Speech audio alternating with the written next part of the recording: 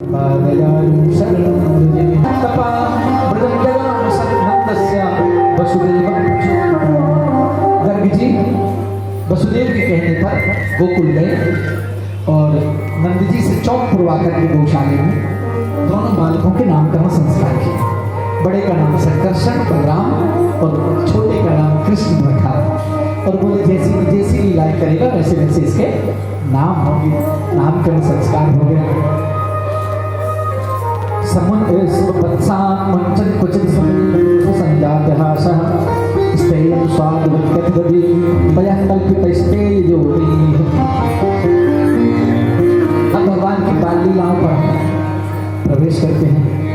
ठाकुर जी का जन्म हुआ छोटे से, अब पेट के बल जैसे सांप घिसट घिसट के चलता है ना, ऐसे ठाकुर जी चलने लगे। और जब चलने लगे तो मैया दधि मंथन कर रही थी, लाला के लिए माखन निकाल रही थी। भगवान घिसकते घिसकते देहली पर चढ़ गए। पहले की देहलियां ऊंची होती थी, हाँ अब पेट के तल लटके हैं, हाथ नहीं पूज रहे उस तरह, और यहाँ पांव को जाना चाहते हैं तो पांव भी नहीं पूज रहे, बीच में ही भगवान लटके हैं। क्या करें, रोने लगे। नारद जी तो एक एक लीला का दर्शन कर रहे हैं ना, तो नारद जी कहते हैं अभी तक तो मैंने बहुत ब्रह्म देखे, लेकिन पहली बार लटकत ब्रह्म के दर्शन कर रहा हूँ। लटकता हुआ ब्रह्म, फिर मैया ने उठाई और अपनी छाती से लगाया और लाला को लेकर के बहुत गुलाम करने लगी। हाँ, एक दिन भगवान अब थोड़ा चलने फिरने लगे तो क्या हुआ, दोनों भाई कीचड़ से खेलते। मैया कई पोत जो है वस्त्र बदली। एक बार गुस्सा होकर के कहती है क्यों रे तू सुकरू कर है क्या, बार बार कीचड़ में घुसता, बार बार कीचड़ में घुसता। तो ठाकुर जी मुस्कुरा के कहते हैं हाँ मैं सुकरू। मैया कहती है जो कछु कहो सब में कहता हमारा वही। भगवान कहते मैया तू नहीं जानती, एक बार मैंने सूकर अवतार भी लिया है, इसलिए मैं सूकर भी। पानी से खेलते तो मैया जो है कहती लाला तू तो मछली के जैसे खेला है। तो ठाकुर जी कहते हैं भैया मैं मछली भी हूँ, क्योंकि मैंने मछली का अवतार भी लिया है।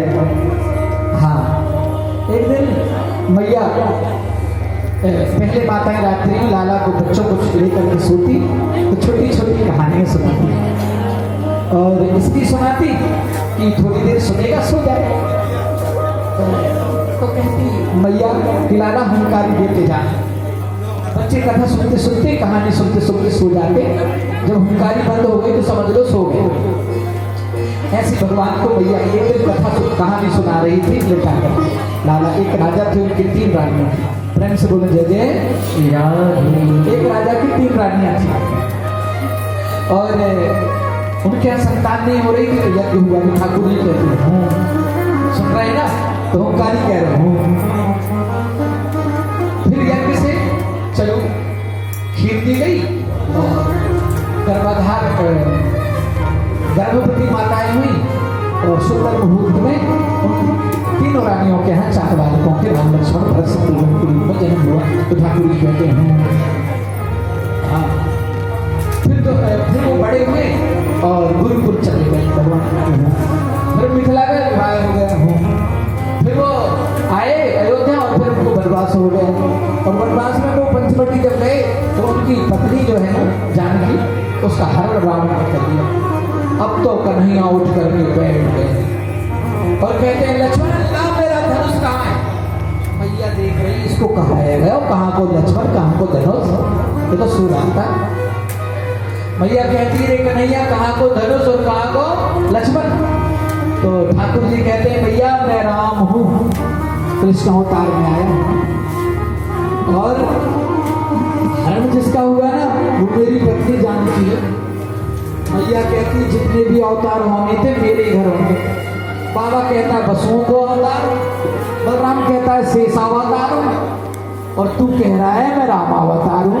सारे मेरे घर हंसने थे क्या। एक दिन एक मोर के ऊपर ठाकुर जी बैठ गए। और जब मोर के ऊपर बैठे तो मोर भगवान को उड़ा करके ले गए। जब भगवान आए तो उनके सखाओं ने पूछा, क्यों सरकार, ये मोर के ऊपर बैठ करके घूमने का चक्कर क्या है? तो बोले, आगे चल के गोपियों के घर में चोरी तो कर रही है, तो देखने गए थे घुसने का दरवाजा कहाँ से और निकलने का कहाँ से। एक दिन एक पंडित जी आए, भैया ने कहा, पंडित तो अपने हाथ से प्रसादी तैयार करोगे कि हमारे ही चल जाएगा? पंडित जी कहते हैं, मैं स्वपाकियों अपने हाथ से बनाऊं और ठाकुर जी को भोग लगा करके प्रसादी पाता हूँ। तो भैया ने सीधा सामान दे दी, पंडित जी अपना बना करके भोग लगाने लगे। और जब भोग लगाने लगे तो कहते हैं, श्याम रसिया रसिया रुचि रुचि भोग लगाओ रसिया, श्याम रसिया रसिया रुचि रुचि भोग लगाओ रसिया।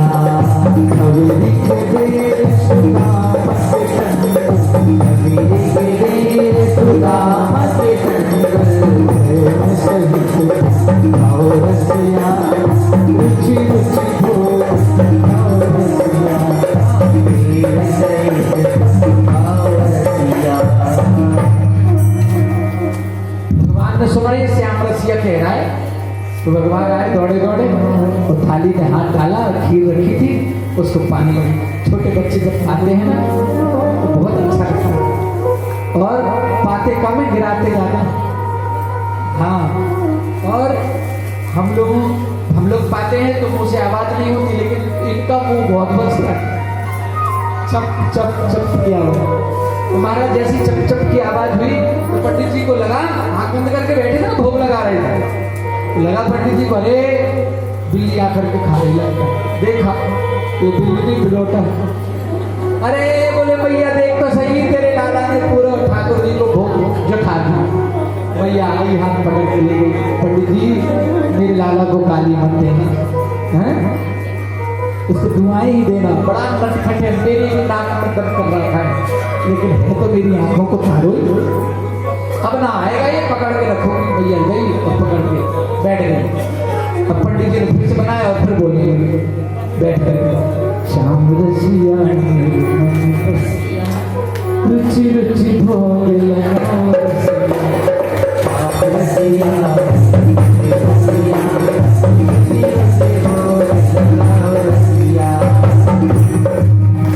हाँ, अब ठाकुर जी कहते फिर बुला नहीं जाना भी अच्छी बात नहीं, यहीं पे बेचारा आया चली जाता, लेकिन जाते हैं तो ये पहचानता नहीं। और यदि हम गए और इसको जनाया नहीं कि मैं ही कोई श्याम रसिया हूं जिसको तू याद कर, चार भुजा वाला,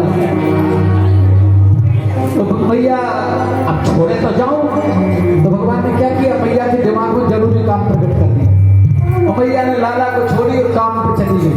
भगवान को मौका मिल गया, गए और पंडित जी की थाली के सामने बैठ करके पाने लगे, लेकिन भगवान को डर है, यदि इस बार इसने चिल्लाया और मैया आई और मुझे देखा तो कुचला जरूर करेगी। क्या करेगी? कुचला जरूर करेगी।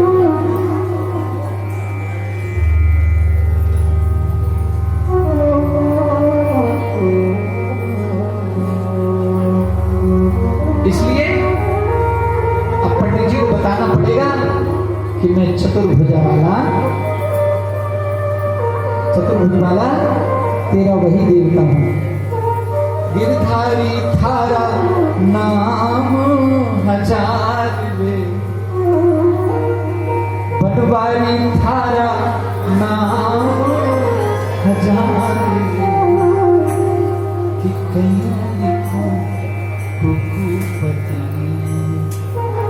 बनवारी थारा नाम सब कुछ कहा जा रहा है, सहस्र से लिखा मुर्गा। अब पंडित जी ने आंख जैसी खोला, देखा, अरे तो देख करके पंडित जी दीवाना हो गया, चरणों में गिर गए। क्यों? अब तो चार हाथ हैं, शंख चक्र गदा पद्म लिए हुए हैं, भगवान का दिव्य रूप देख रहा है। पंडित जी चरणों में गिर गए, भगवान की स्तुति करने लगे, इतने बढ़िया काम करके रीति, अरे मेरे छोड़ो चलो गए हो। और वहां से आई तो देखती क्या है, जो पंडित पहले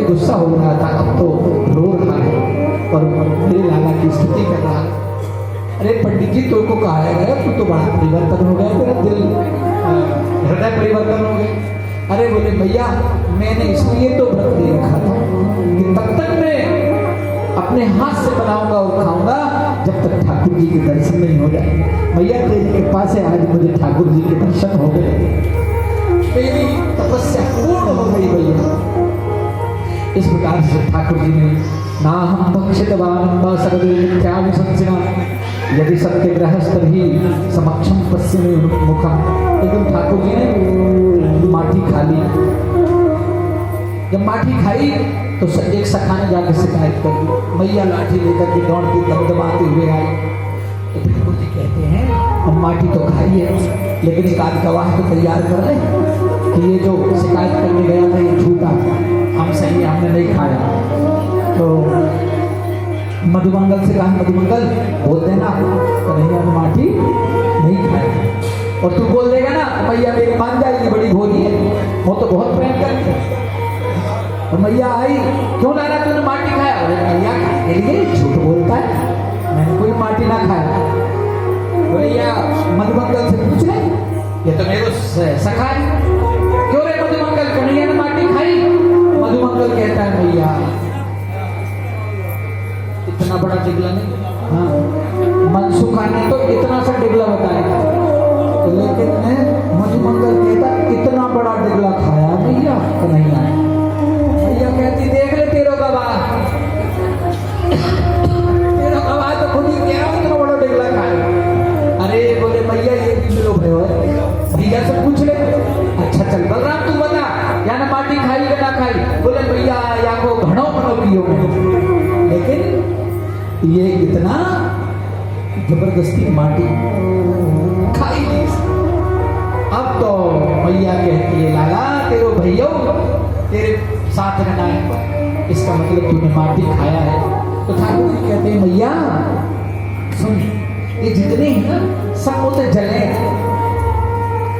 हैं और झूठ बोले। तो मैया कहती अच्छा झूठ बोले सब और सच तू ही बोल रहा है? अरे लगता है पूरे ब्रजमंडल में एक ही हरिश्चंद्र है तू, एक ही तो हरिश्चंद्र है तू। तो भाई जो ठाकुर जी कहते हैं भैया यदि तो को विश्वास ना है तो एक काम कर मेरे मुंह देख ले। ठाकुर जी ने अपना मुंह खोला और जब मुंह खुला तो मैया को आकाश पाताल समुद्र नदियां पानी सब दिखने लगे। मैया डर गई कहीं भूत तो ना घुस गया मेरे लाला। भगवान ने सोचा मैया डर गई तो काम बिगड़ जाएगा, तो झट पर्दा डाल दिया। जैसे पर्दा डाला भगवान जैसे सरल दिखने लगे। मैया ने लाला को उठाया और छाती से लगा लिया। प्रेम से बोली दे श्री राधे।